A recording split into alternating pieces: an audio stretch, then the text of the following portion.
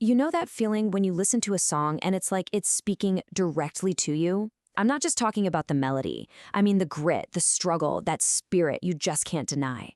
Well, that's the feeling you get with SB19. So what is it? What exactly gives their music that unique feel? I mean, look, it's no secret they're called the kings of P-pop. But that title, it's not just about having a huge global fan base. It's really about how they're actively, charting a brand new course for Filipino music on the world stage. But let's be real, it's so much more than just catchy hooks and sharp choreography, right? So today, we're going to decode the SB19 DNA. We're going to look at the core elements that are woven into every single beat and every lyric that make their sound just so powerful and so distinct. Okay, so to really understand their music, we've got to go right back to the beginning. Their Simula. The first, and I'd say most crucial part of their DNA is this deep, totally unshakable resilience. And this isn't just some backstory, It's the actual rhythm of their music. This right here, this timeline, pretty much captures their make or break moment. I mean, just imagine this. Years of training with no pay, performing to rooms that are almost empty, and all the while dealing with constant online hate. Go Up wasn't just another song for them. It was literally their last shot before they might have had to call it quits. That kind of pressure, that desperation, that's what forged their sound. And what's amazing is that their personal story, it connects to something so much bigger.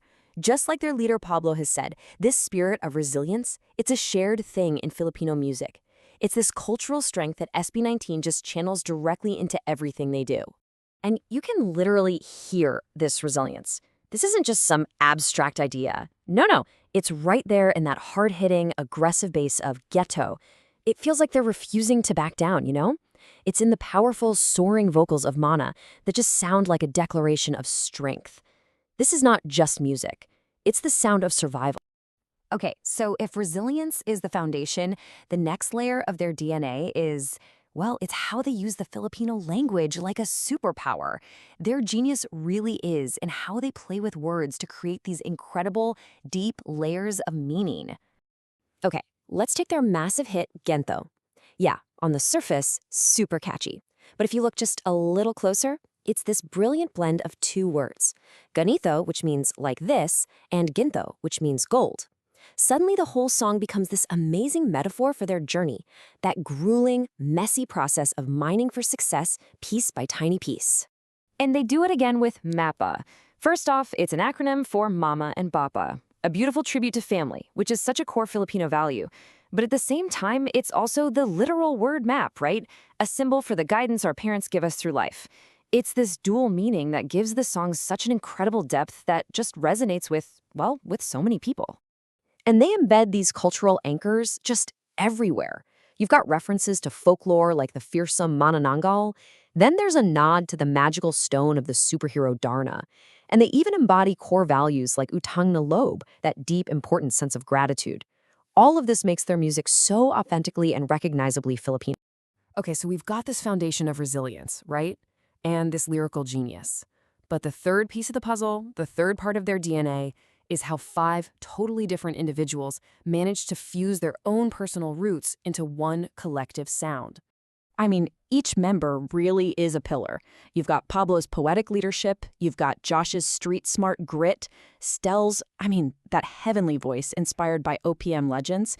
Then there's Ken's deep baritone coming from his Bisaya and gospel roots. And finally, Justin, the visual mastermind shaping their identity. Each one brings such a distinct flavor to the table. And what happens when you mix all those flavors?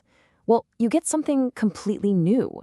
A perfect example is their track Damn, which is a cool wordplay on pakiramdam, or feeling.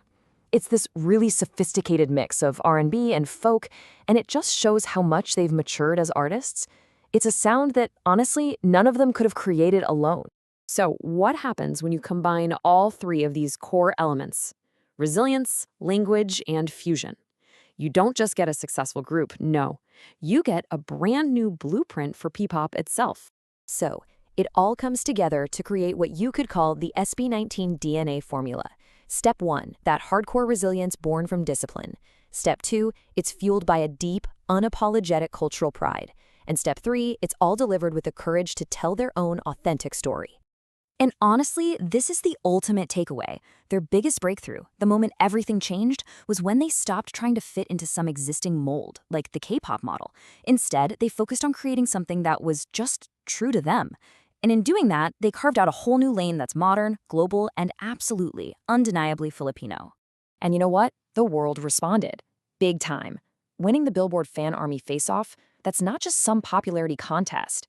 It is proof, hard proof, that their unique, authentic blueprint works on a global scale. It just goes to show, when you stay true to your roots, the world really does listen. So, I'm going to leave you with this question.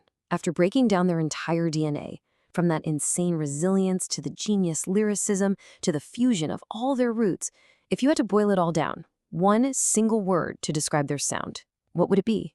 Really think about it.